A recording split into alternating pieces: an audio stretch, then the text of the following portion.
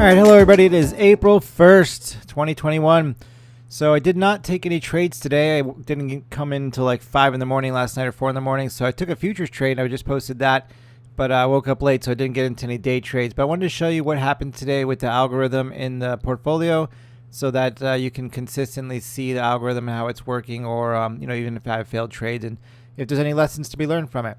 So the first ticker we have up here is QCOM, so no switches, right? We trade the switch and then speed bump till green if we need to, and we don't have any switches. So QCOM, nothing.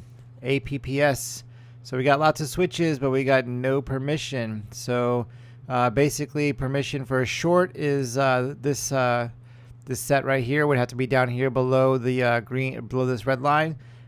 Dashes below the white line, that's a short zone. Long zone is this area here with dashes are above, and we're above the white line. And in permission, we would have to have our switch. So right here we have our switch to the long side, but when you look down, we're not in permission for a long trade. We're still in the short zone.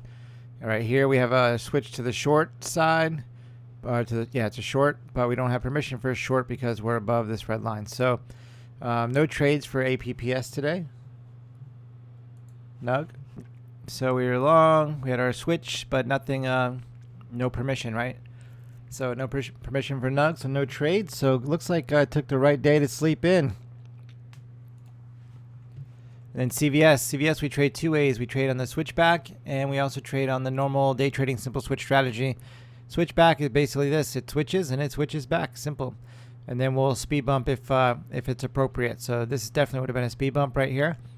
So you can see what would happen. I would have taken a loss here, and then I would have speed bumped it. Let's mark that up real quick and see. Speed bump, we would have recovered most of our loss, if not just half of it. Either way, it would have been some recovery to that loss. Would have been nice. So what that tells me is this is definitely going to be on the super premium list. So tomorrow, if this pops up as a trade, I will definitely be going quite a bit larger on my share size, my risk. So instead of 100, I'll probably be doing 200 on this one. And hopefully it will be a winner, and we'll get a really nice win out of that. So anyway, that's it. That's the portfolio. We're just trading those four tickers for day trading right now. We dropped that TWOU a while back. So just got the four, and that's what they did today. All right, buddy. We'll see you tomorrow.